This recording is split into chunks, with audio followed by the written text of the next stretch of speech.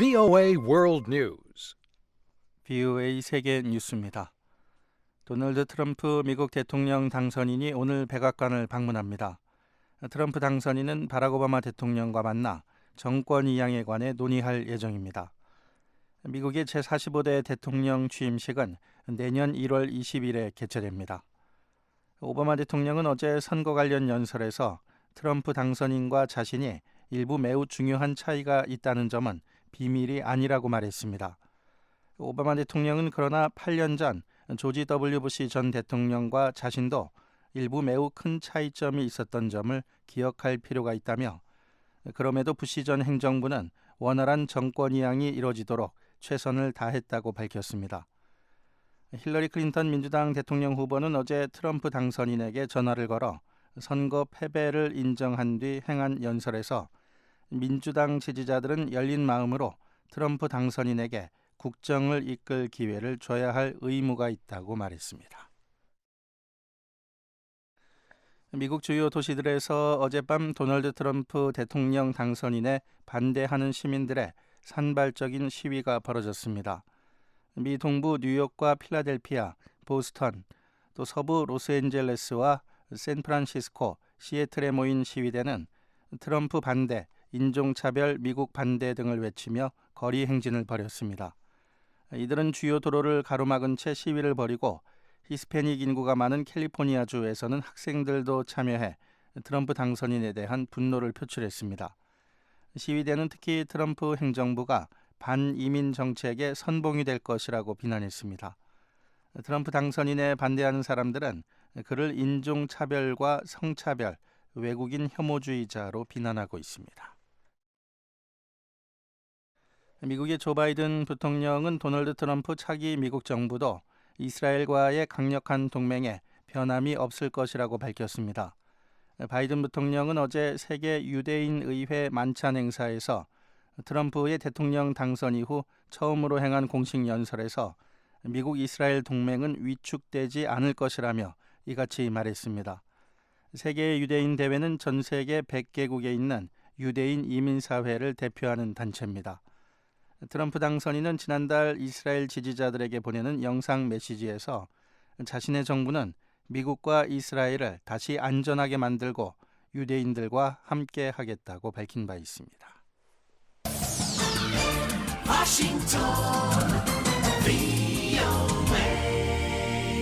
지금 여러분께서는 VOA 세계 뉴스 듣고 계십니다.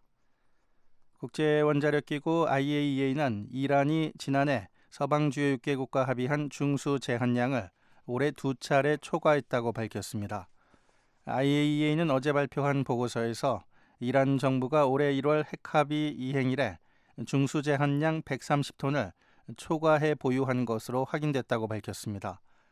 IAEA는 이란 정부가 아락 핵시설 등에서 원자로에 사용되는 중수 130.1톤을 비축하고 있다고 밝혔습니다. 이와 관련해 마크 토너 미 국무부 대변인은 이란이 초과된 중수를 수출하기 위한 조치에 나서고 있다며, 이란이 이를 IAEA 측에 숨기려 하지 않았다고 언급된 점이 중요하다고 강조했습니다. 미군은 지난 1년간 이라크와 시리아 내 이슬람 순위파 무장 조직 ISIL을 겨냥한 연합군 공습 과정에서 민간인 64명이 숨지고 8명이 다쳤다고 밝혔습니다. 미군 중부사령부가 어제 발표한 자료에 따르면 미국 주도 연합군이 공습을 시작한 지난 2014년 8월 이후 전체 민간인 인명피해는 사망 119명, 부상 37명으로 집계됐습니다. 이 중 미군에 의한 민간인 사망은 전체 연합군 공습 피해의 3분의 2에 해당됩니다. 국제인권단체들은 그러나 실제 민간인 피해 규모는 더 많다고 밝혔습니다. 러시아 연방보안청은 오늘 크림반도 내 군사시설과 사회기반 시설을 공격하려 한 우크라이나인 테러 용의자들을 체포했다고 밝혔습니다. 연방보안청은 이들이 폭발물과 무기를 갖고 있었으며 우크라이나 국방부 출신 정보 요원들로 구성돼 있었다고 밝혔습니다. 우크라이나는 그러나 러시아 보안청의 이 같은 발표가 거짓이라고 반박했습니다. VOA 세계뉴스 천일규였습니다.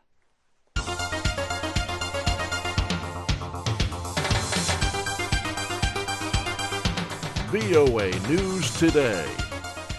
여러분 안녕하십니까? 박형주입니다. 11월 10일 목요일 VOA 뉴스투데이 3부 시작합니다. 먼저 이 시간 주요 소식입니다. 도널드 트럼프 미국 대통령 당선인과 박근혜 한국 대통령이 전화통화를 갖고 강력한 한미동맹과 한국 방위 공약을 재확인했다고 청와대가 밝혔습니다. 한미 동맹에 대한 트럼프 당선인의 강한 의지를 반영한 것입니다.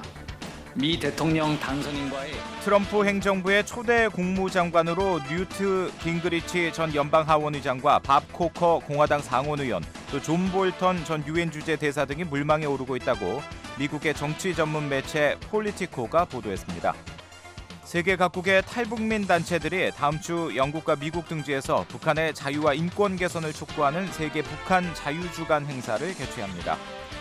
금요일인 내일 북한은 대체로 흐리고 비가 오다가 오전에는 그치겠습니다. 아침 최저기온은 영하 6도에서 영상 6도, 낮 최고기온은 영하 2도에서 영상 13도가 예상됩니다. 바다의 물결은 먼 바다에서 1.5에서 3m로 높게 일겠습니다. 첫 소식입니다. 도널드 트럼프 미 대통령 당선인과 박근혜 한국 대통령이 전화통화를 갖고 강력한 한미동맹과 한국 방위 공약을 재확인했다고 한국 청와대가 밝혔습니다. 한국 측은 또 차기 미 행정부 출범을 앞두고 정부 차원의 정책 대응 방안 마련에 돌입했습니다. 서울에서 한상미 기자가 보도합니다. 한국 청와대는 도널드 트럼프 미 대통령 당선인과 박근혜 한국 대통령이 10일 전화통화를 하고 강력한 미한 동맹과 한국 방위 공약을 재확인했다고 밝혔습니다. 한국 청와대에 따르면 트럼프 당선인은 10일 오전 9시 55분부터 10여 분간 박근혜 대통령과의 전화통화에서 미국은 한국 방어를 위해 굳건하고 강력한 방위 태세를 유지할 것이라고 밝혔습니다. 또한 흔들리지 않고 미국과 한국의 안보를 위해 끝까지 함께할 것이라고 강조했습니다. 박근혜 대통령은 트럼프 당선인에게 당선 축하 인사를 전하며 미한 동맹 관계는 아시아 태평양 지역 평화의 초석이 되온 만큼 앞으로도 동맹 관계를 강화 발전시켜 나가길 기대한다고 말했습니다. 이에 대해 트럼프 당선인은 100% 동의한다고 답했습니다. 박근혜 대통령은 북핵 문제가 미한 양국이 직면한 가장 큰 위협이라며 앞으로도 북한의 도발 가능성이 있는 만큼 단호한 대응을 위해 긴밀한 협력이 필요하다고 말했습니다. 이와 함께 강력한 대북 제재와 압박의 필요성도 강조한 것으로 전해졌습니다. 한국 정부는 이번 통화가 트럼프 캠프 측과의 사전 협의에 따라 성사된 것이며 미한 동맹에 대한 트럼프 당선인의 강한 의지를 반영한 것이라고 밝혔습니다. 한국 외교부 조준혁 대변인의 10일 기자 설명회 내용입니다. 오늘 통화도 트럼프 캠프 측과의 사전 협의에 따라 성사된 것으로서 한미 동맹에 대한 트럼프 당선인의 강한 의지를 반영한 것입니다. 미 대통령 당선인과의 정상 통화로는 가장 빠른 시일 내에 성사된 것입니다. 박근혜 대통령은 이보다 하루 앞서 미 대선 결과가 발표된 직후 트럼프 당선인에게 축전을 발송하고 미한 간 공조를 더욱 굳건히 해나가길 기대한다고 밝혔습니다. 한편 한국 정부는 오바마 현 행정부와 트럼프 차기 행정부 간의 정책 기조에 변화가 예상되는 만큼 범정부 차원의 대응 방안 마련에 들어갔습니다. 청와대는 9일 국가안전보장회의 상임위원회를 열고 미 대선 결과가 한국 안보에 미칠 영향과 대응 방안을 긴급 점검했습니다. 박근혜 대통령입니다. 북핵 미사일 위협이 날로 고조되고 있는 엄중한 상황임을 감안해 인수위 단계부터 미 차기 행정부와의 협력 관계를 조기에 구축하여 주기를 바랍니다. 황교안 국무총리도 9일 미 대선 관련 관계장관 회의를 주재하고 그동안 미 대선 결과와 관련한 모든 가능성에 대비해온 만큼 각 분야별로 트럼프 당선자의 정책 공약을 점검하고 심층 분석해 체계적인 대응 방안을 마련할 것을 강조했습니다. 한국 외교부는 트럼프 당선인 측 외교안보 분야 주요 인사들과 협의를 해나갈 계획이라고 밝혔습니다. 정부로서는 미국의 신행정부 하에서 한미 동맹을 가 1층 심화 발전시키고 양국 간 경제협력 관계를 더욱 활성화하기 위한 방안을 면밀히 검토해 나가는 한편 한미의 강력한 대북 제재 압박 기조를 흔들림 없이 지속시켜 나갈 수 있도록 최선의 노력을 경주할 계획입니다. 한국 국방부는 트럼프 행정부의 대한반도 정책이 트럼프 당선인의 후보 시절 발언과는 차이를 보일 가능성이 있다며 미 차기 행정부와 한국과의 동맹 조약이 잘 유지될 것이라고 전망했습니다. 문상균 국방부 대변인은 고고도 미사일 방어 체계 사드의 주한미군 배치, 미 전략무기의 한반도 상시 순환 배치, 조건에 기초한 전시작전 통제권 전환 등 기존의 미한 간 합의 사항에 대해 미국 측과의 공조 속에 정상적으로 추진해 나갈 것이라고 밝혔습니다. 서울에서 VOA 뉴스 한상미입니다. 미국의 한반도 전문가들은 트럼프 당선인이 오바마 정부의 대북 제재를 유지하면서도 북한과 협상을 시도할 것이라고 분석했습니다. 다만 아직까지 뚜렷하게 드러난 대북 정책이 없는 상황이기 때문에 새 정부에서 외교와 국방을 이끌 인물이 누가 될지 지켜봐야 한다고 말했습니다. 함지아 기자가 보도합니다. 미국 전문가들은 도널드 트럼프 당선인의 대북 정책에 대해 대부분 알 수 없다고 말했습니다. 트럼프 당선인이 선거 기간 중 이따금 언급한 북한 관련 발언들로 대북 정책 방향을 판단하는 것은 무리라는 지적입니다. 이 때문에 많은 전문가들이 답변을 유보했지만 일부 전문가들은 트럼프 당선인의 발언과 국무와 국방장관 하마평에 오르는 인물들을 토대로 트럼프 행정부의 대북 정책을 예측했습니다. 이들은 모두 트럼프 행정부가 북한 문제 해결에서 적극적인 움직임을 보인다는 점에는 이견이 없었습니다. 영국의 민간단체인 국제전략연구소의 마크 피츠패트릭 미국 사무소장은 김정은 국무위원장을 만나겠다는 트럼프 당선인의 발언에 주목했습니다. But it does indicate that Trump on the one hand is unpredictable and he's a deal maker. Negotiation is his. 비록 트럼프 당선인이 예측 불가능하지만 협상 능력이 있는 인물이기 때문에 북한과의 협상에 나설 가능성이 있다는 겁니다. 피츠패트릭 소장은 트럼프 행정부 국무장관으로 거론되고 있는 밥 코커 공화당 상원의원이나 국방장관 물망에 오르고 있는 스티븐 헤들리 전 백악관 국가안보 보좌관 등은 과거 북한과 대화에 나선 전력이 있는 인물들이라고 밝혔습니다. 이들은 오바마 행정부의 대북 정책에 대해 비판적이면서도 북한과의 대화 자체를 반대하진 않았다는 설명입니다. 뉴욕의 민간단체인 코리아 소사이어티의 스티븐 노퍼 부회장도 북한과 대화를 하겠다는 트럼프 당선인의 발언에 의미를 부여했습니다. He has expressed a willingness to engage in direct dialogue, as did President Obama early after his victory. So we'll see what kind of window. 오바마 대통령이 당선 직후인 8년 전 북한과 직접 대화하겠다고 했던 것처럼 트럼프 당선인 역시 이런 의지를 표명했고 이는 새로운 기회로 이어질 수 있다는 겁니다. 여기엔 중국과 러시아와 더 깊은 협력 관계가 만들어질 수 있는 기회도 포함된다고 노퍼 부회장은 덧붙였습니다. 노퍼 부회장은 트럼프 당선인이 아시아 태평양 문제 전문가들로부터 조언을 받을 것이며 이들 중에는 공화당 행정부에서 관련 일을 해본 인물들이 포함돼 있을 것이라고 말했습니다. 특히 독자 제재 방안 등을 포함한 현재의 미 대북 정책이 공화당과 민주당 모두로부터 지지를 받는 상황에선 당장 정책에 큰 변화는 없을 것이라고 예상했습니다. 조시아 스탠튼 변호사도 현재 미 의회가 북한 문제에서 초당적인 입장을 보이고 있다는 점에 동의했습니다. On North Korea, however, I would say you have a very united Congress, where both the Democrats and the Republicans have a very similar view. 현재 의회는 북한 문제 해결을 위해 중국에 더 강력한 세컨더리 보이콧을 가하는 등 북한 정책에 있어 단합된 상태라는 겁니다. 이 때문에 트럼프 당선인이 임명할 국무장관과 국방장관이 이런 의회의 시각에 동의하느냐가 앞으로 트럼프 행정부의 대북 정책 방향을 결정하게 될 것이라고 밝혔습니다. 스탠튼 변호사는 김정은 국무위원장이 조만간 핵실험이나 미사일 시험 발사 등 도발을 할 수 있지만 이 경우 트럼프 당선인은 더욱 단호하게 대처할 것이고 어쩌면 신경질적으로 대응할 것으로 내다봤습니다. 특히 이런 상황은 앞으로 4년간의 대북 정책을 결정하는 역할을 할 것이라고 분석했습니다.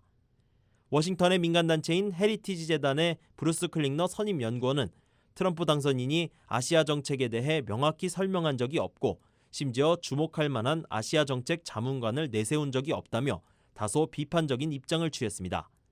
클링너 연구원은 트럼프는 김정은 국무위원장과 햄버거를 먹으며 정상회담을 하겠다면서도 중국이 개입한 쿠데타를 통해 북한 문제를 해결하겠다고 했다면서 국제사회의 일치된 정책인 대북 제재에 대해서도 유지하겠다거나 강화하겠다는 말조차 하지 않고 있다고 지적했습니다. BOA 뉴스 함지아입니다. 그렇다면 트럼프 정부에서 국무장관과 국방장관은 누가 맡게 될까요? 미국 현지 언론들은 여러 후보군들을 거론하고 있는데요. 자세한 내용을 김정우 기자가 전해드리겠습니다.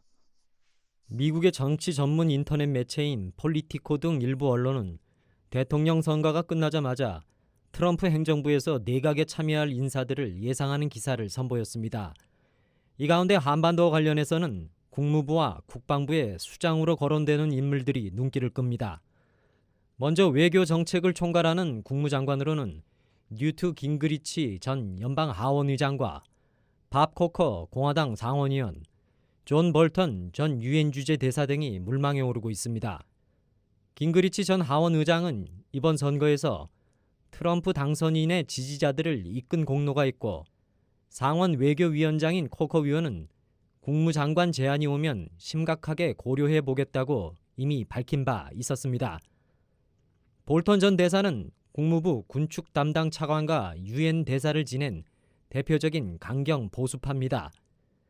지난 2012년 대선 당시는 미트 롬니 공화당 후보의 외교 정책 자문을 맡았고, 현재는 폭스뉴스 해설자로 활동하고 있습니다. 연방의회 의원들 가운데 가장 먼저 트럼프 후보 지지를 선언한 뒤 트럼프 캠프에서 중요한 참모로 활약했던 제프 세션스 상원의원도 국무장관 후보로 거론되고 있습니다. 한편 국방장관으로는 스티븐 헤들리 전 백악관 국가안보보좌관과 짐 탈렌트 전 상원의원, 그리고 제프 세션스 상원의원 등이 물망에 올랐습니다. 또 오바마 행정부에서 2012년 7월부터 2년여 동안 국방정보국 국장을 지낸 마이클 플린 전 육군 중장도 후보로 거론되고 있습니다. 플린 장군은 트럼프 후보의 외교안보 분야 핵심 참모로 활동했습니다. 하지만 플린 장군은 퇴역 군 장성의 경우 7년이 지난 뒤에야 국방장관이 될 수 있다는 규정에 제한을 받습니다. 플린 장군이 국방장관이 되려면 연방의회가 이 규정의 적용을 면제해야 합니다. 폴리티코에 따르면 플린 장군은 트럼프 행정부에서 국가안보보좌관 자리를 맡기를 원하는 것으로 알려졌습니다.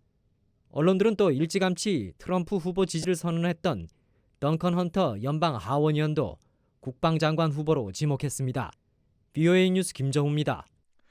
미국 내 탈북자들은 새로운 미국 대통령이 북한의 인권과 핵 문제 해결에 앞장서달라고 입을 모았습니다. 미국의 새 대통령에 대한 탈북자의 바람을 김현진 기자가 들어봤습니다.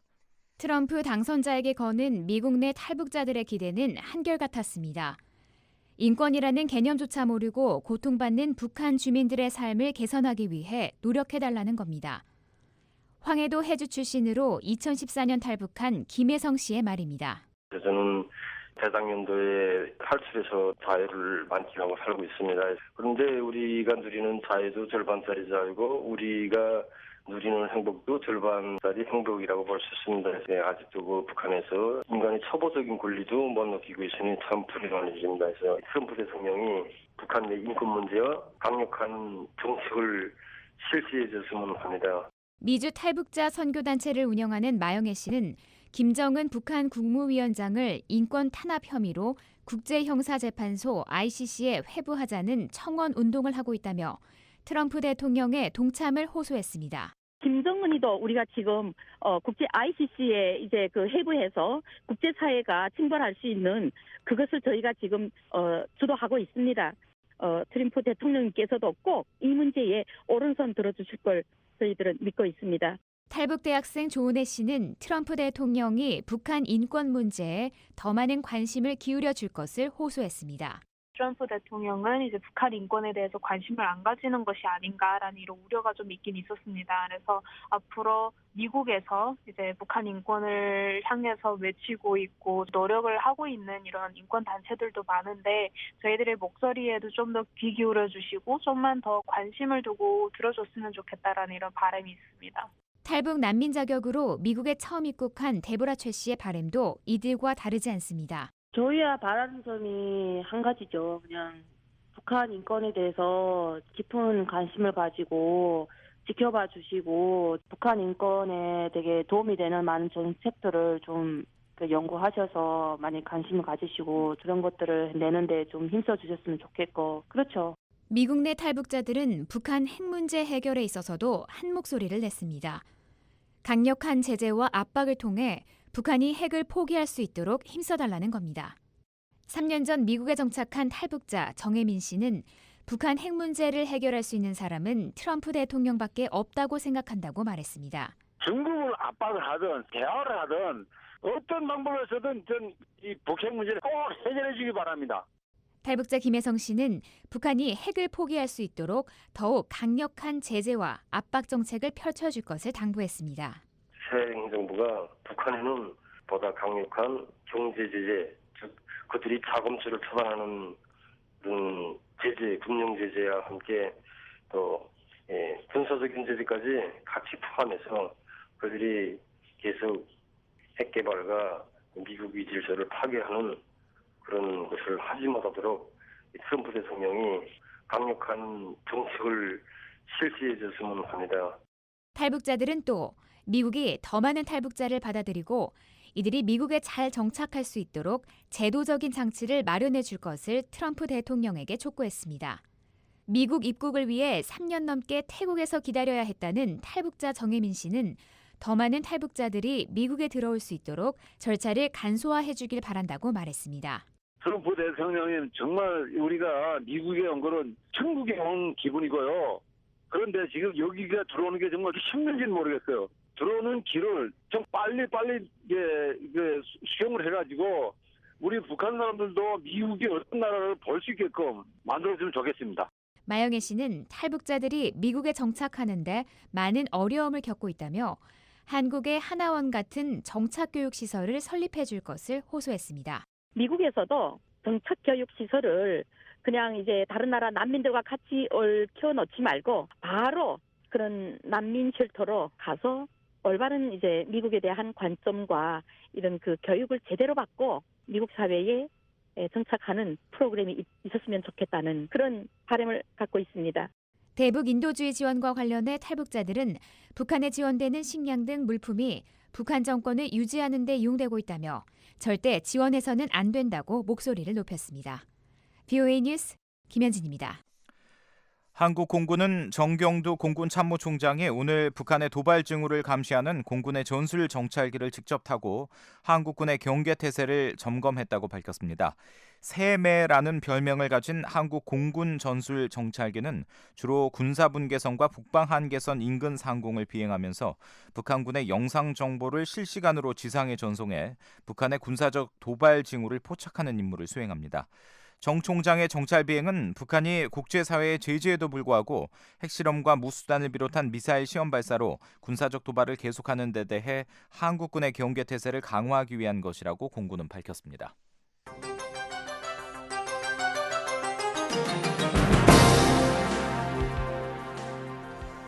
네, 매주 한반도 관련 뉴스를 심층 분석해보는 뉴스 깊이 보기입니다.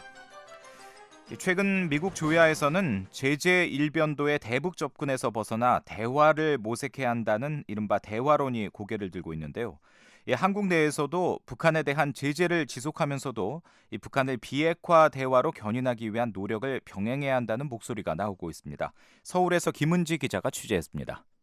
한국의 외교가에서 북한에 대한 제재와 함께 북한의 비핵화를 위한 협상 국면에도 대비해야 한다는 목소리가 나오고 있습니다. 제재와 압박만으로는 북한의 전략적 셈법을 바꾸기 어려운 데다 제재의 궁극적인 목표는 북한을 비핵화 대화로 견인하는 것이기 때문입니다. 한국의 전문가들은 미국의 차기 행정부가 들어서는 내년까지 북한이 핵전력 완성에 주력할 것으로 예상되는 만큼 한국 정부가 북핵 문제 해결을 위한 틀을 마련해 대비할 필요가 있다고 지적합니다. 한동대학교 박원권 교수입니다. 제재는 필요합니다. 그런데 제재가 우리의 목표는 아니죠. 결국 어느 시점에서는 대화와 협상이 불가피하는 그런 부분이 있고요. 그러기 위해서는 그런 다양한 시나리오에 대해서 최소한 북한을 제외한 5개국 간의 사전에 대한 그런 협의와 동의는 필요하다, 공감대는 필요하다 생각을 하는데 미국과 일본과 러시아의 특사를 보내서 이렇게 바이래터럴하게 양자 간의 그런 협상과 그런 논의를 할 필요가 있죠. 여기에는 미국의 차기 행정부에서 미북 협상이 추진될 가능성을 배제할 수 없다는 인식이 깔려 있습니다. 도널드 트럼프 미 대통령 당선인의 경우 북핵 문제에 대해 단호한 입장을 밝히면서도 김정은 국무위원장과 대화할 용의가 있다고 언급한 만큼 향후 북한과 탐색적 대화에 나설 가능성도 배제할 수 없기 때문입니다. 지난달 27일 한국 국가정보원사나 국가안보전략연구원 주최 토론회에 참석한 조윤영 중앙대 교수입니다. 실제로 미국 조야나 몇몇의 관료들의 입장을 보게 되면은 비핵화와 협상의 병행론 그리고 평화협정에 대한 그 병행론이 상당히 그 힘을 받고 있는 상황인 것 같습니다. 앞으로 오바마 정부가 끝나고 새로운 정부가 들었으면은 미국 간에 있어서의 직접 협상이 하나의 그 중요한 테마로 떠오르지 않을까 하는 생각을 합니다. 최근 발간된 미국 외교협회 보고서는 북한과 대화를 시작하는 문턱을 낮추고 제재와 대화를 병행해야 한다는 권고를 담고 있습니다. 실제 지난달 말 말레이시아에서 이뤄진 미북 접촉도 차기 미 행정부 출범을 앞둔 양국 간 탐색전이라는 관측이 지배적입니다. 중국 정부 역시 북한의 사체 핵실험 이후 비핵화와 평화협정 체결의 병행 추진을 주장하며 대화를 통한 문제 해결을 강조하고 있습니다. 한국의 외교가에서는 이에 따라 국제사회 대 북한의 대결 국면이 협상 국면으로 전환될 때를 대비해 한국 정부가 한국판 평화체제론을 수립하는 등 대응책을 마련해야 한다는 목소리가 나오고 있습니다. 지난달 미국을 방문하고 돌아온 서강대학교 김재천 교수는 북한의 사체 핵실험 이후 미국 내에서 북한과의 협상을 고려하는 흐름이 감지되고 있다며 한국 정부가 대북제재 기조를 유지하면서도 향후 전개될 협상 국면에 대비할 필요가 있다고 지적했습니다. 정전체제의 당사국으로서 그러니까 지금의 정전체제를 어떻게 하면 평화체제로 전환시킬 것인지에 대한 아이디어는 갖고 있어야 되는 것이거든요. 그런 어떤 프레임워크는 가지고 있어야 되는데 그런 거를 위해서는 내부적으로 좀 의견 정리가 돼야 되고 대화에 이제 그 테이블에 올라왔었을 때 우리가 분명히 그럼 이렇게 해야 된다. 이런 조건은 북한이 충족시켜야 되고 이러이러한 상황을 우리가 조성을 갖다 해내야만 된다라고 이렇게 얘기할 수 있는 그런 평화체제의 아니 한국판 코리안 버전이 분명히 있어야 된다는 것이죠. 한국의 전문가들은 이를 위해 북한의 비핵화를 장기적인 목표로 두고 단기적으로 검증 가능한 핵동결을 우선적으로 추진할 필요가 있다고 지적합니다. 지난달 18일 열린 대통령 직속 통일준비위원회 토론회에 나선 이상현 세종연구소 연구기획 본부장입니다. 지금 아시다시피 김정은이 당장 비핵화 협상에 나오든지 핵을 포기할 가능성은 상당히 적다. 그렇기 때문에 비핵화는 어찌 보는다면 지금 단기적으로 추구할 그런 성질이보다는 어떻게 본다면 지금 우리가 생각하는 것보다는 조금 더 장기적 목표로 설정을 해서 북한이 병진 노선 대신에 비핵 경제 이거를 선택하도록 유도하는 데 초점이 줘야 되고 이상적으로 말한다면 저희가 하고 있는 대북 제재 압박을 통해서 북한이 협상장으로 나오는 겁니다. 문제는 이 과정에서 북핵 위협을 어느 수준까지 근본적으로 제거하느냐에 대한 한국과 관련국들 간의 인식차가 발생할 수 있다는 겁니다. 따라서 북핵 동결에서 근본적인 북한의 핵 폐기의 단계로 나아갈 수 있는 동력을 확보하는 것이 관건으로 지적됩니다. 단국대학교 이동민 교수입니다. 비확산을 이제 마지노선으로 생각하고 이제 중시하는 당사자국들과 그 실질적인 북한의 핵 위협을 가지고 있는 한국 간에는 이제 현저한 인식 차이가 있기 때문에 만약 그 비핵화를 위한 공식적인 대화가 재개되게 된다면 가장 중요한 관건은 1차적인 핵 동결 수준에서 근본적으로 핵 폐기의 단계로 갈 수 있는 그 추동력을 받을 만한 그 정책 대안과 그 전략을 만들어내는 것이라고 보여집니다. 한국의 전문가들은 북한을 비핵화 대화로 견인하기 위해서는 제재와 압박을 일정 기간 지속 강화해야 한다고 지적합니다. 북핵 육자회담 한국수 수석 대표를 지낸 천영호 전 청와대 외교안보 수석은 강력한 제재로 북한이 더 이상 생존할 수 없다고 판단할 경우 비핵화 대화에 나올 것이라며 그러나 지금과 같은 솜방망이 제재로는 북한의 전략적 셈법을 결코 바꿀 수 없다고 지적했습니다. 이에 따라 중국 정부가 대북 제재에 적극 동참하도록 설득하면서 중국의 실효성 있는 대북 제재 움직임이 가시화된 뒤 대화를 통한 외교적 해법의 가능성을 타진해야 한다는 지적도 나옵니다. 한국의 전문가들은 이와 함께 북핵 문제 해결을 위해서는 미국과 중국과의 협력이 필수적인 만큼 미한중 간 전략 대화를 강화해 나가야 한다고 강조했습니다. 서울에서 VOA 뉴스 김은지입니다. 지난 8월 말 수해로 폐허가 된 북한 함경북도 일대를 찍은 위성 사진이 공개됐습니다. 이 사진을 통해 드러난 피해 현장 모습을 이은경 기자가 전해드립니다. 민간 위성업체 디지털 글로브사가 지난 9월 14일 포착한 위성 사진에는 두만강과 인접한 함경북도 무산군과 회령시의 마을이 토사로 휩쓸려간 모습이 담겨 있습니다. 8월 말과 9월 초 태풍 라이언록이 강타한 이 지역 마을은 말 그대로 폐허가 됐습니다. 주택 수백여 채가 모여있는 마을 단위의 지역 최소 3곳이 흔적도 없이 사라졌고 일부 지역엔 중장비가 동원된 장면이 포착되기도 했습니다.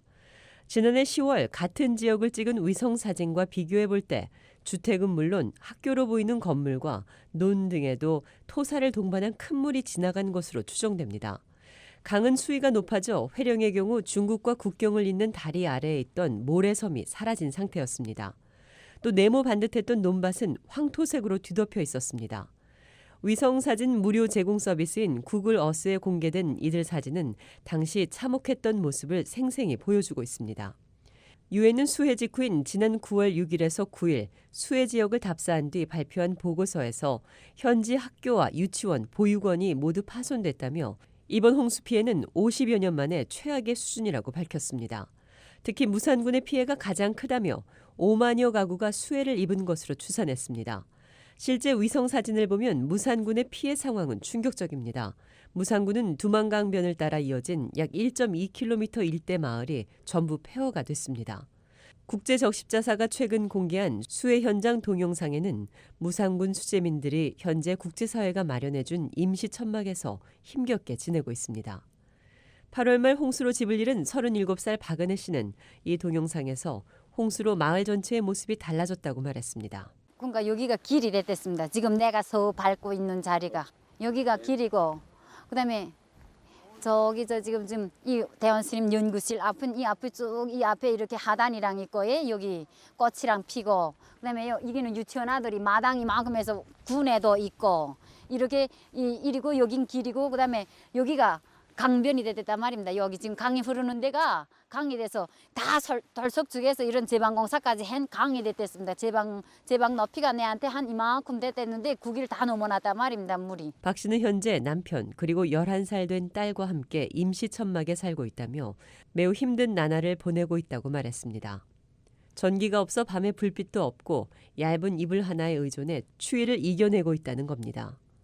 현지 주민 심혜선 씨도 8월 말 홍수로 모든 것을 잃고 임시 천막에서 살고 있다며 남은 것이라고는 그릇 몇 개와 얇은 담요, 이불 2개, 그리고 식수 정화제가 전부라고 말했습니다.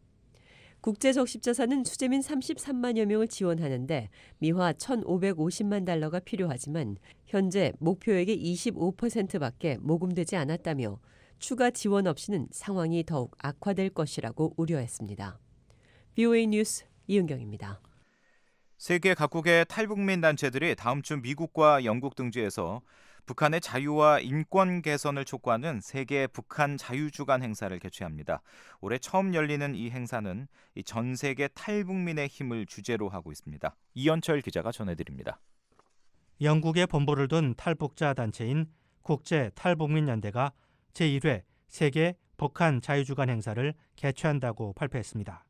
이번 행사는 오는 14일부터 19일까지 영국 런던과 미국 뉴욕, 프랑스 파리, 벨기에 브뤼셀 등지에서 동시에 열립니다. 국제탈북민연대 김주일 사무총장은 8일 BOA와의 전화통화에서 그동안 유럽과 미국, 한국 등에서 독자적으로 북한 자유주간 행사를 진행했지만 전 세계 탈북민 단체들이 연대에 행사를 진행하는 것은 이번이 처음이라고 말했습니다. 단합되고 연합된 힘으로 국제사회에 북한의 인권문제를 알려야겠다 싶어서 이번 행사는 전 세계 각국의 다양한 역량으로 정착해 있는 탈북민들의 연대해서 글로벌 세계 북한 자유주간을 개최한다는 데 의미가 있습니다. 이번 행사에는 영국과 미국, 벨기에, 네덜란드, 독일, 프랑스, 캐나다 등 7개국에서 19개 탈북민 단체들이 참가한다고 김 사무총장은 밝혔습니다. 올해 처음 열리는 세계 북한 자유주간 행사에는 영국 케임브리지 대학에서 열리는 북한 인권 세미나와 인권선언 발표, 벨기에 유럽의회와 캐나다 토론토 시청 앞에서 열리는 북한 인권 사진전이 포함되어 있습니다. 또 미국 뉴욕 주재 북한 대표부 앞에서 열리는 북핵 반대 시위와 프랑스 주재 북한 대표부 앞에서 열리는 북한 인권 개선 촉구 시위 등 다양한 행사가 예정돼 있습니다. 한국의 탈북민 단체들은 북한 정권 규탄 성명서 발표를 통해 이번 행사에 동참한다고 김 사무총장은 말했습니다. 김 사무총장은 이런 행사들을 통해 탈북민들이 거주하는 국가의 주민이나 시민들에게 북한 인권 문제 열악성과 북한의 핵과 미사일 문제가 북한 주민들의 삶을 얼마나 피폐하게 만드는지 알릴 것이라고 말했습니다. 특히 전 세계 탈북민들의 힘을 보여주는 것도 중요한 목표라고 말했습니다. 이제는 탈북민들이 그냥 이렇게 북한 탈출해 나와서 정착하는 데만 국회에 있는 탈북민들이 아니라 이제는 내구성과 저항력이 준비가 되어 있어가지고 이제는 그 힘을 분산할 때라는 그 힘을 전 세계에 널려있는 탈북민들의 연대된 힘을 한번 보여줄 필요가 있다는 것이 이번 주제의 핵심이기 때문에 전 세계 탈북민들의 힘이라는 그 포인트로 저희가 이번 행사를 개최하게 됩니다. 김 사무총장은 전 세계 탈북민들이 연대하면 북한의 독재 정권과 싸울 수 있다는 것을 국제사회에 보여줘야 한다며 세계 북한 자유주간 행사를 통해 그 힘을 보여줄 때가 됐다고 말했습니다. BOA 뉴스 이현철입니다.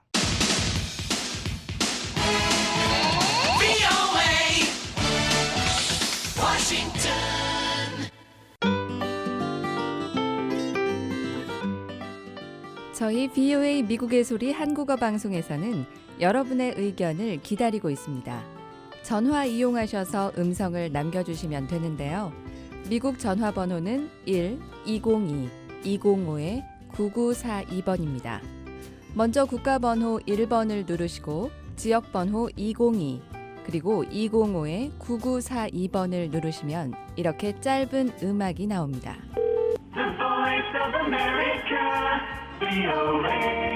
이 소리가 나오면 77번을 누르세요. BOA 미국의 소리 방송입니다. 저희 방송에 의견이 있으신 분들은 메시지를 남겨주십시오. 감사합니다. You reached Voice of America Korean Service. Please leave your message. Thank you. 안내 멘트를 들으신 후에 말씀과 연락처를 남기시면 됩니다. 미국 전화번호 1-202-205-9942번 여러분의 많은 이용 바랍니다.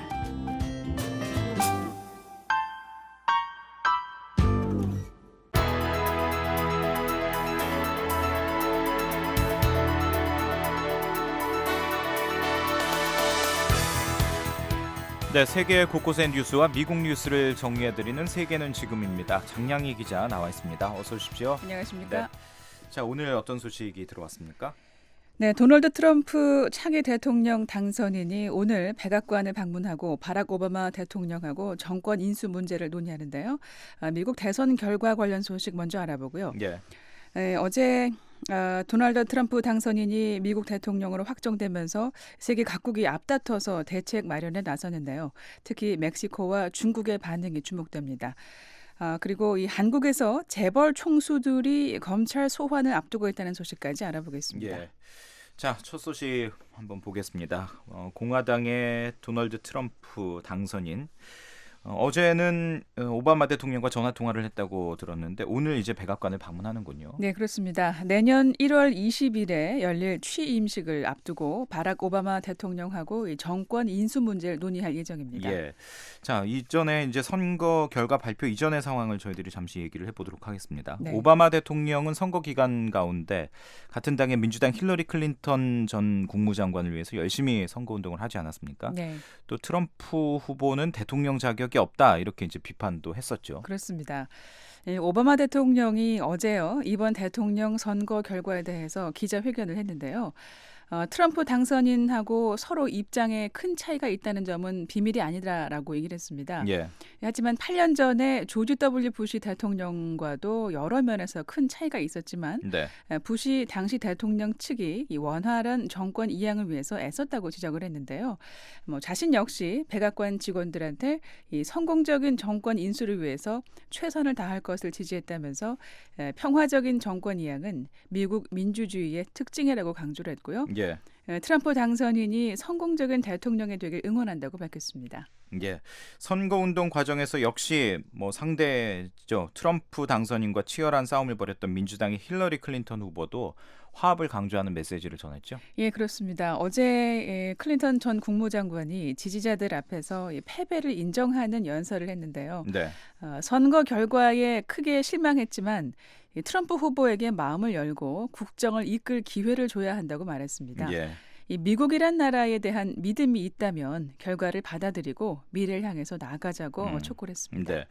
자, 그런데 이번 선거에서는 공화당 내에서도 좀 분열이 있는 그런 특이한 양상이었습니다. 특히 네. 폴 라이언 하원 의장이 트럼프 당선인과 내내 껄끄러운 관계를 보여왔었죠. 그렇습니다. 지난달 초에 트럼프 그 당시 후보의 이 성추행 논란이 벌어지면서 더 이상 트럼프 후보를 옹호하지 않을 거고 트럼프 후보를 위해서 선거 운동을 벌이지도 않겠다고 폴 라이언 하원 의장이 얘기를 했는데요. 네.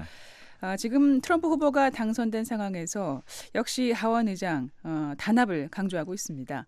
어제 기자회견에서요. 트럼프 당선인 덕분에 공화당이 상원과 하원에서 다수당의 위치를 유지할 수 있었다고 말을 했고요. 예. 도널드 트럼프 당선인은 이 단합된 공화당 정부를 이끌게 될 것이라고 강조했습니다. 예. 뭐 선거 이전에 싸울 때는 치열하게 싸우더라도 이제 결과가 나오면 이제 그걸 승복하는 게 뭐 미국 선거의 전통이라고 할 수 있을 텐데 네.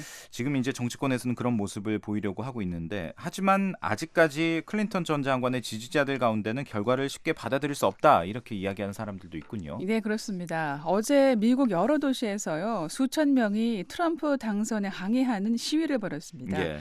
먼저 뉴욕에서는 이 트럼프 당선인의 사무실하고 자택이 있는 건물인 이 트럼프 타워 앞에서 시위가 벌어졌는데요. 예. 시위자들은 Not my president, 그러니까 트럼프 후보는 나의 대통령이 아니다라는 구호를 외쳤습니다. 또 Love trumps hate, 사랑은 증오를 이긴다라는 문구가 쓰여진 팻말을 든 사람도 많았는데요. 예. 이 트럼프 당선인의 이름을 빗댄 건데 이 네. 트럼프라는 말은 또 영어로 이기다라는 뜻이 있습니다. 또 시위자들은 미국이 큰 실수를 했다, 두렵다라는 반응들을 보였습니다. 예. 트럼프 당선인이 후보 시절에 했던 몇몇 이야기들이 굉장히 좀 논란이 됐었죠. 이를테면 불법 이민을 막기 위해서 미국과 멕시코 사이에 높은 장벽을 세우겠다라든가 테러를 막기 위해서 이슬람 교도들이 미국에 들어오는 것을 제한하겠다. 이런 반이민 정책들이 상당히 논란이 됐었는데 네. 이런 점들을 여전히 우려하는 시민들이 있는 거군요. 예, 그렇습니다. 트럼프 행정부가 이런 반이민 정책을 실제로 강행할까 봐 걱정하고 있는 건데요. 예. 이들은 트럼프 당선인을 인종차별주의자, 성차별주의자로 보는데요.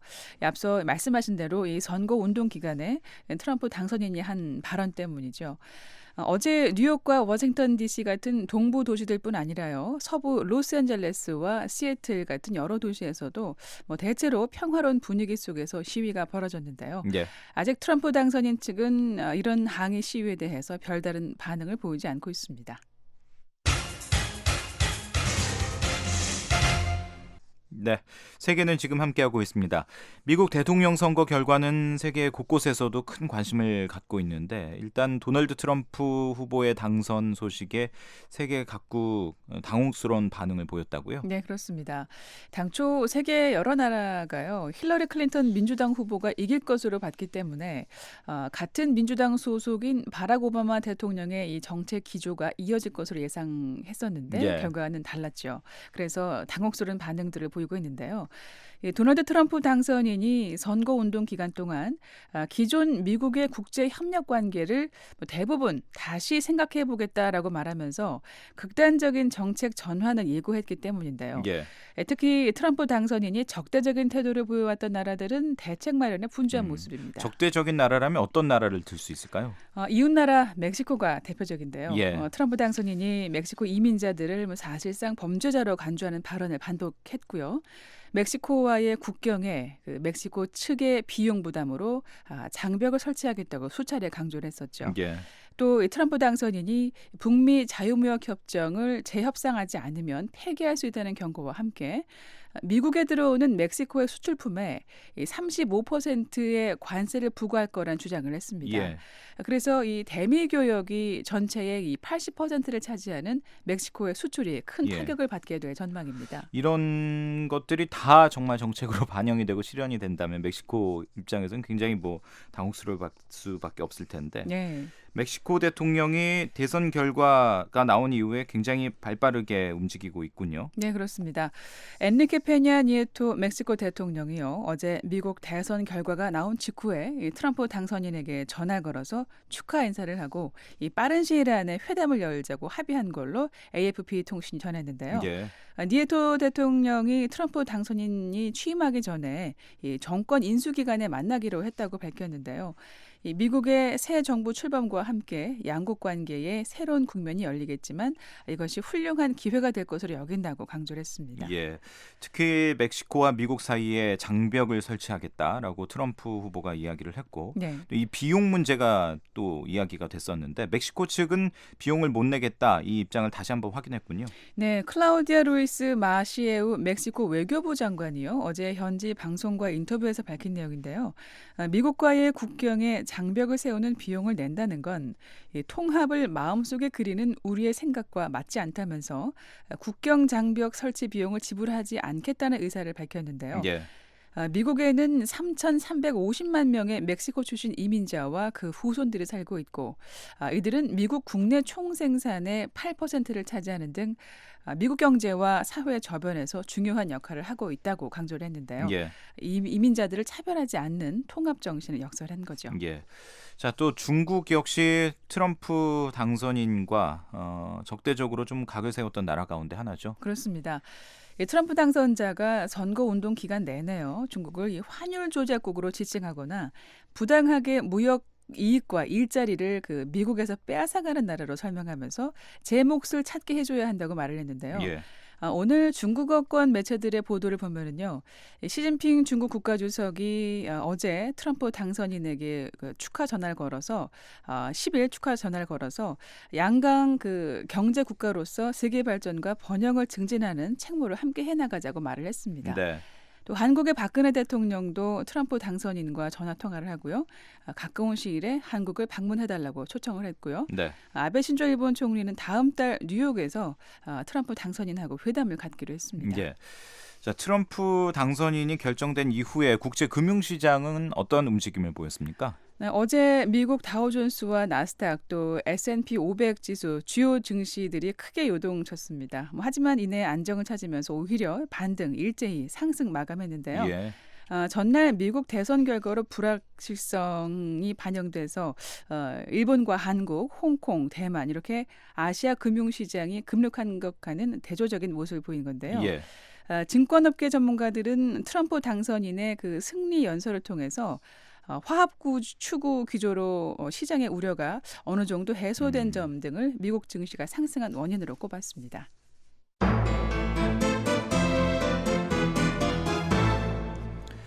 네, 세계는 지금 함께하고 있습니다. 이번에는 한국 소식 알아보겠습니다. 한국의 재벌 총수들이 검찰에 불려가 수사를 받을 예정이라고요? 네, 최근 한국에서는 이 박근혜 대통령의 오랜 측근인 최순실 씨가 2개의 민간 재단을 통한 대기업들의 모금에 관여해서 관련 자금을 자기 개인 회사로 빼돌리려 했고 이 과정에 청와대가 개입했다는 의혹이 주를 이루는 이른바 최순실 사태가 사회 전반을 휩쓸고 있는데요. 네.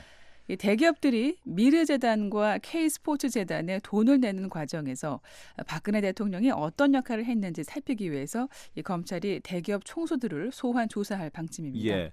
그렇다면 구체적으로 검찰 수사는 어디에 초점이 맞춰지는 건가요? 박근혜 대통령이 지난 7월에요. 대기업 총수들을 불러서 비공개 면담을 한 걸로 검찰이 파악하고 있는데요. 예. 이 안종범 전 청와대 정책조정수석 비서관이 이들 재벌 기업들한테 미르재단과 K스포츠재단에 돈을 내라고 독려하는 역할을 맡았는데 예. 얼마 전에 이것이 바로 박 대통령의 지시에 따라 한 일이다라고 진술을 하면서 박 대통령이 실제로 재단 모금 과정에 관여했는지를 알아봐야 할 필요가 생긴 거죠. 예. 이 한국 언론들이 대통령과 재벌 총수 간 면담에서 실제 어떤 대화가 오갔는지 내용을 파악하는데 지금 이 검찰이 주력할 걸로 보도하고 있습니다. 검찰이 총수들을 소환해서 정말 대통령의 압박이 있었느냐 이렇게 네. 좀 물어보겠군요. 네. 자, 그렇다면 또 뭐 한 의혹의 한 축이라고 할 수 있는데 대기업들이 이렇게 돈을 내고 어떤 특혜, 그 대가를 받아간 정황들도 파악이 되고 있다고요? 예, 재벌 총수들이 어렵게 만나는 대통령과의 면담 자리에서 경영 상황에 관한 민원을 언급했을 가능성이 큰 걸로 검찰이 파악하고 있는데요. 뭘 좀 해결해달라 이런 그렇죠. 부탁이죠. 예. 실제로요.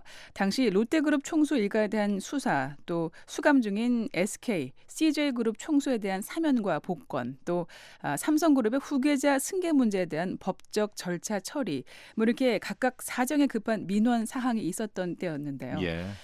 그런데 최근 이런 문제들이 쉽게 풀린 정황이 드러나고 있는 걸로 한국 언론들이 보도하고 있습니다. 예. 이런 의혹들과 관련돼서 한국의 시민단체가 대통령과 재벌 총수들을 고발했군요. 네, 그렇습니다. 시민단체들은 박근혜 대통령과 측근 최순실 씨 그리고 주요 대기업 총수들을 고발하면서 제3자 뇌물 공여죄로 처벌해달라고 주장하고 있는데요. 예. 이 밖에도 최순실 씨가 대기업의 그 재단 모금을 강요하고 자금 사유화를 시도한 정황 말고도 다양한 국정 현안에 개입한 의혹이 확산되면서 야당과 시민사회의 퇴진 요구가 가중되는 등 지금 위기에 처한 상황입니다. 예, 알겠습니다. 세계는 지금 오늘 여기까지 듣겠습니다. 장혜연 기자 소식 잘 들었습니다. 고맙습니다.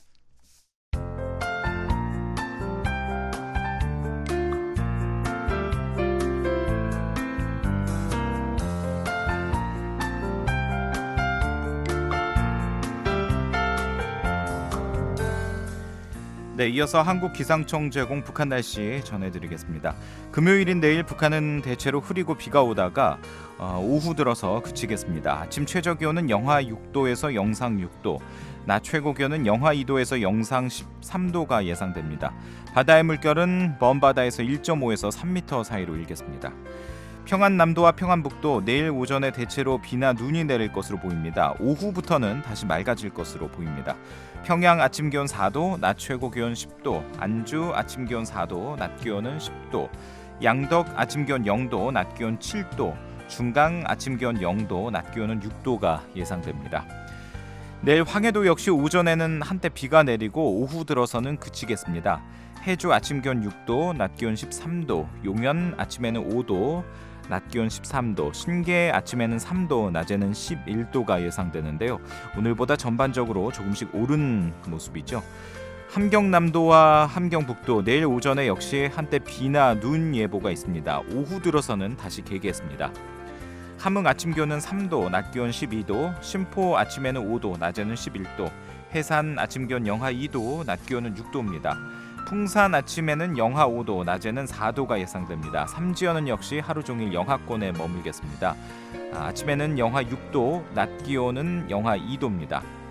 동해북부 해상과 서해북부 해상 오전에는 흐리고 비가 내릴 것으로 보입니다. 바다의 물결은 1에서 2.5m 사이가 될 것으로 예상됩니다. 지금까지 날씨였습니다.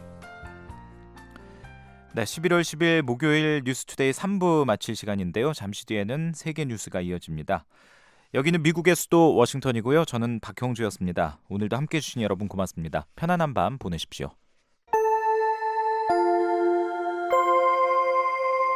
VOA World News.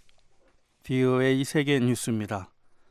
도널드 트럼프 미국 대통령 당선인이 잠시 뒤 백악관을 방문합니다.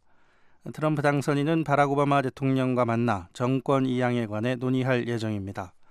미국의 제45대 대통령 취임식은 내년 1월 20일에 개최됩니다. 오바마 대통령은 앞서 어제 선거 관련 연설에서 트럼프 당선인과 자신이 일부 매우 중요한 차이가 있다는 점은 비밀이 아니라고 말했습니다. 오바마 대통령은 그러나 8년 전 조지 W. 부시 전 대통령과 자신도 일부 매우 큰 차이점이 있었던 점을 기억할 필요가 있다며 그럼에도 부시 전 행정부는 원활한 정권 이양이 이루어지도록 최선을 다했다고 밝혔습니다. 한편 힐러리 클린턴 민주당 대통령 후보는 어제 트럼프 당선인에게 전화를 걸어 선거 패배를 인정한 뒤 그 뒤 행한 연설에서 민주당 지지자들은 열린 마음으로 트럼프 당선인에게 국정을 이끌 기회를 줘야 할 의무가 있다고 말했습니다. 미국의 조 바이든 부통령은 도널드 트럼프 차기 대통령 정부가 이스라엘과의 강력한 동맹에 변함이 없을 것이라고 밝혔습니다. 바이든 부통령은 어제 세계 유대인 의회 만찬 행사에서 트럼프의 대통령 당선 이후 처음으로 행한 공식 연설에서 미국 이스라엘 동맹은 위축되지 않을 것이라며 이같이 말했습니다. 세계 유대인 대회는 전 세계 100개국에 있는 유대인 이민사회를 대표하는 단체입니다. 트럼프 당선인은 앞서 지난달 이스라엘 지지자들에게 보내는 영상 메시지에서 자신의 정부는 미국과 이스라엘을 다시 안전하게 만들고 유대인들과 함께 하겠다고 밝힌 바 있습니다. 미국 주요 도시들에서 어젯밤 도널드 트럼프 대통령 당선인에 반대하는 시민들의 산발적인 시위가 벌어졌습니다. 미 동부 뉴욕과 필라델피아, 보스턴, 또 서부 로스앤젤레스와 샌프란시스코, 시애틀 등에 모인 시위대는 트럼프 반대, 인종차별, 미국 반대 등을 외치며 거리 행진을 벌였습니다. 이들은 주요 도로를 가로막은 채 시위를 벌였으며 히스패닉 인구가 많은 캘리포니아주에서는 학생들도 참여해 트럼프 당선인에 대한 분노를 표출했습니다. 시위대는 특히 트럼프 행정부가 반이민 정책의 선봉이 될 것이라고 비난했습니다.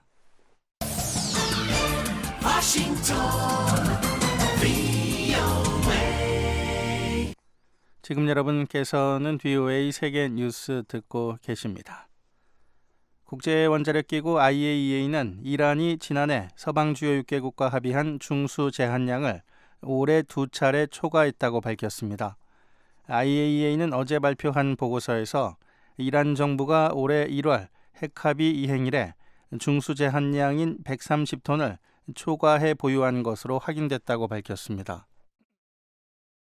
IAEA는 이란 정부가 아락 핵시설 등에서 원자로에 사용되는 중수 130.1톤을 비축하고 있다고 밝혔습니다. 이와 관련해 마크 토너 미 국무부 대변인은 이란이 초과된 중수를 수출하기 위한 조치에 나서고 있다며 이란이 이를 IAEA 측에 숨기려 하지 않았다고 언급된 점이 중요하다고 강조했습니다. 미군은 지난 1년간 이라크와 시리아 내 이슬람 순위 파무장 조직 ISIL을 겨냥한 연합군 공습 과정에서 민간인 64명이 숨지고 8명이 다쳤다고 밝혔습니다. 미군 중부사령부가 어제 발표한 자료에 따르면 미국 주도 연합군이 공습을 시작한 지난 2014년 8월 이후 전체 민간인 인명피해는 사망 119명, 부상 37명으로 집계됐습니다. 이 중 미군에 의한 민간인 사망은 전체 연합군 공습 피해의 3분의 2에 해당됩니다.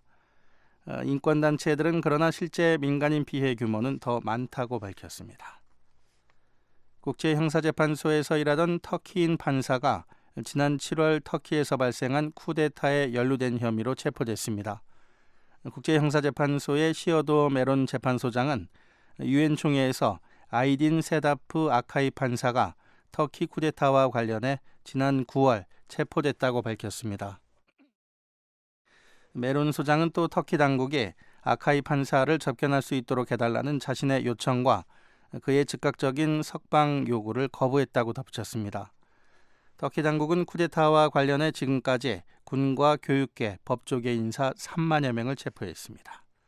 VOA 세계뉴스 천일규였습니다. 지금까지 여러분께서는 VOA 한국어 저녁 방송을 들으셨습니다. VOA 한국어 저녁 방송은 저녁 7시 30분부터 11시 30분까지 4시간 동안 중파 1188kHz를 통해 들으실 수 있습니다. 또 밤 8시 30분부터 9시 30분까지 1시간 동안은 단파 7460kHz와 9490kHz로 들으실 수 있습니다. 그리고 밤 9시 30분부터 11시 30분까지 단파 11990kHz, 12110kHz로도 VOA 한국어 저녁 방송을 들으실 수 있습니다. 그리고 매일 아침 3시 30분부터 5시 30분까지 2시간 동안 보내드리는 VOA 한국어 아침 방송은 단파 5875, 7365, 7485kHz로 들으실 수 있습니다. 함께해 주신 여러분 고맙습니다. 다음 방송 시간까지 안녕히 계십시오.